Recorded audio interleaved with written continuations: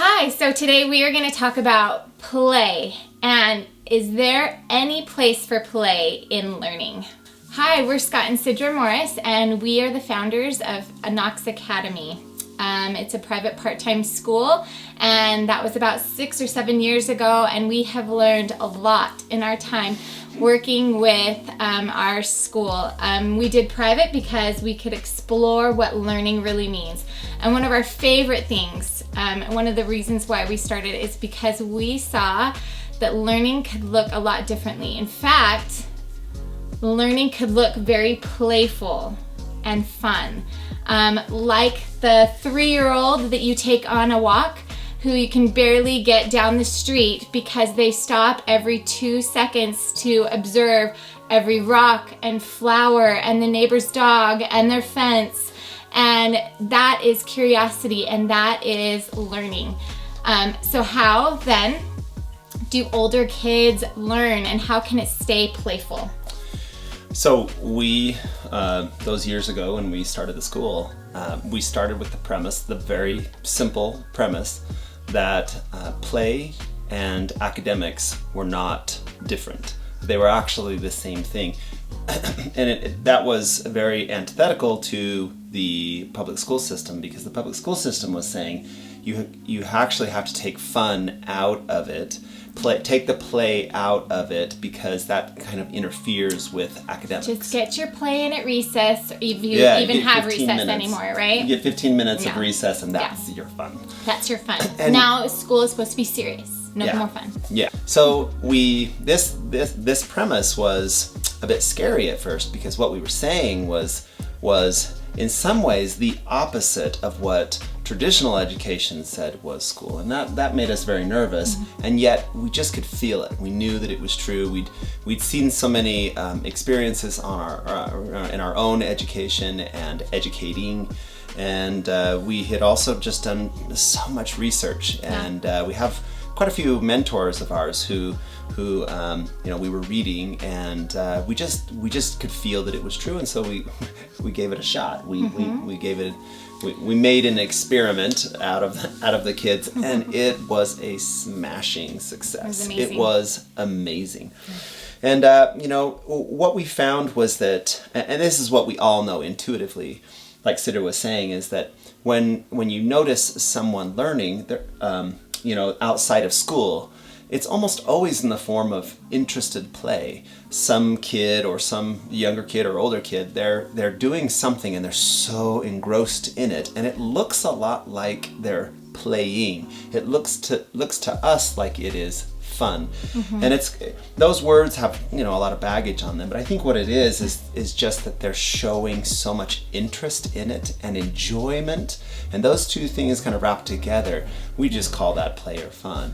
And we saw over and over at the school that this simple premise actually was monumental in education.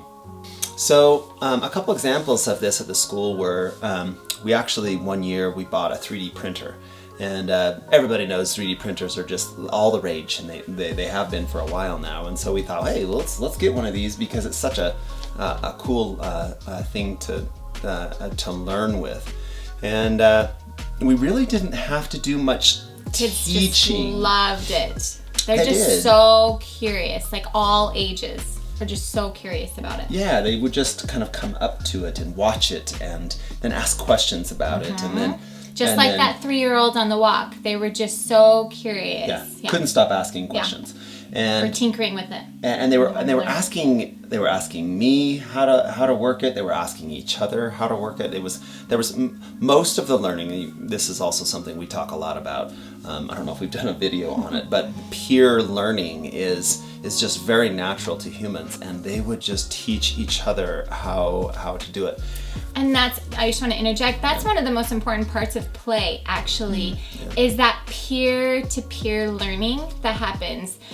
We actually integrated it into our day. Like, we would have an hour-long time where all the ages would mix together, because we found in that free play time of going outside and having free play, that they would learn more almost in that hour, or maybe even more completely in that hour, then they did the rest of the day. And it was that peer-to-peer learning of negotiating, and they're building like collaboration skills, trust in each other, learning how to communicate, and just amazing skills that they would learn through that peer-to-peer learning. Anyway, we actually we brought this 3D printer to the kids, and they wanted to learn everything about it, teaching each other. We introduced a program called Tinkercad.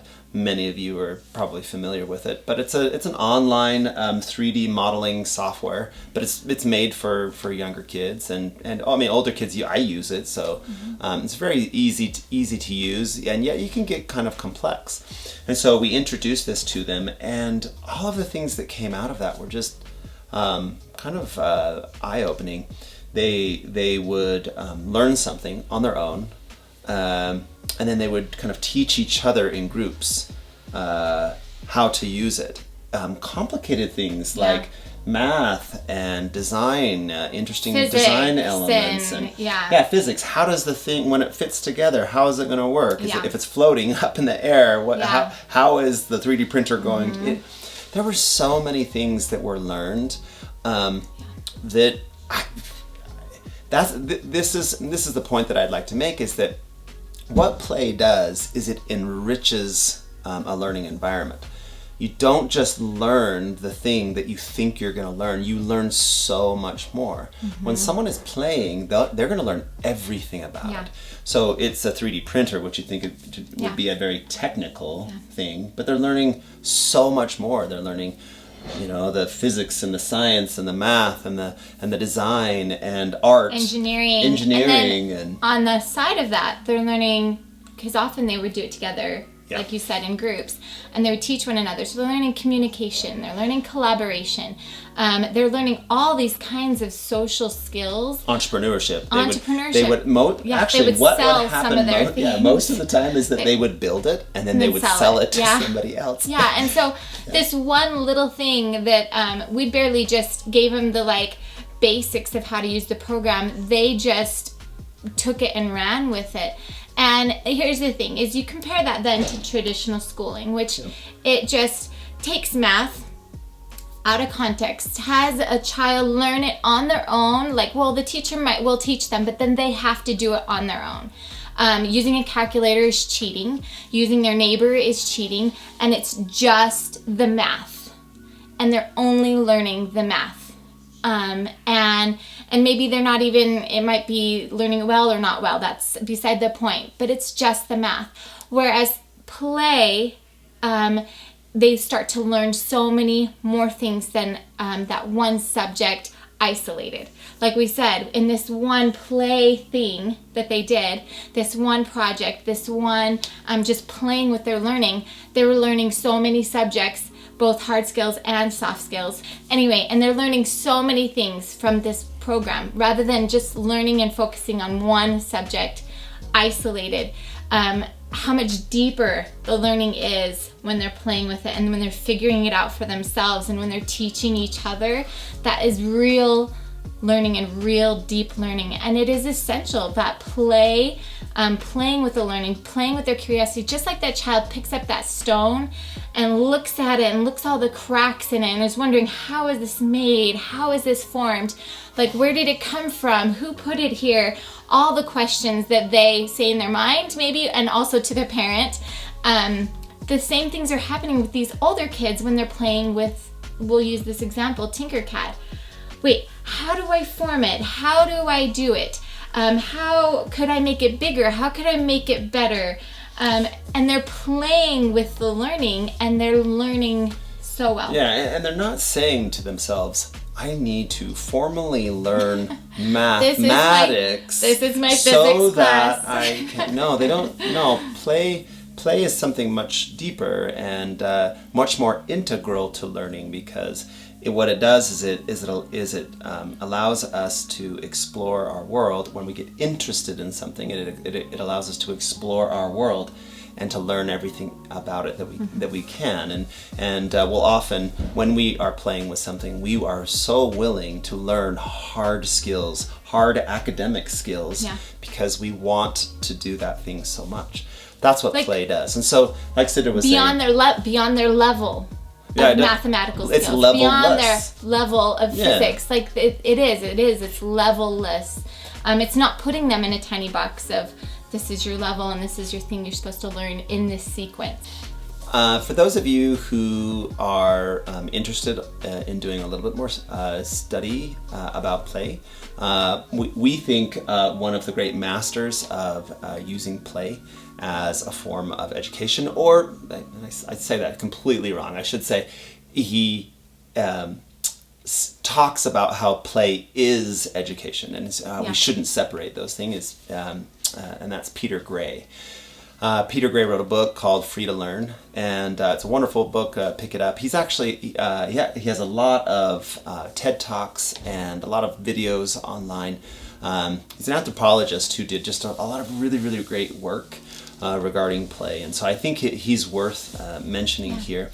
I would say one thing just about Peter Gray, kind of one of the major points, is that he had a son who was really struggling in education. Yeah. Completely struggling, like most he's kids. like, just refused. He's like, I don't Like, see the point. Yeah. This is stupid. I don't even want to go. Yeah, Like, yeah. And he took this son. He was just searching for anything that would work, and he took this son to a school, an alternative school, a school that was doing things completely differently. In fact, the school was solely based on a child's interest in something. It was a complete agency-based school, and he saw that kid light up within the first year. Within the first few months of being there, he saw him just gain his interest and his love for learning back, and he said, how did this happen? That was the impetus for him to dive down into these ideas of play and of passion-based learning.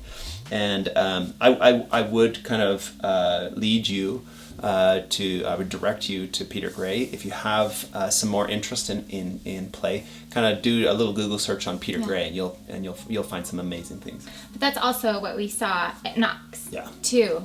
We would see kids who would come who were just burned out, and they just were done learning. They hated learning.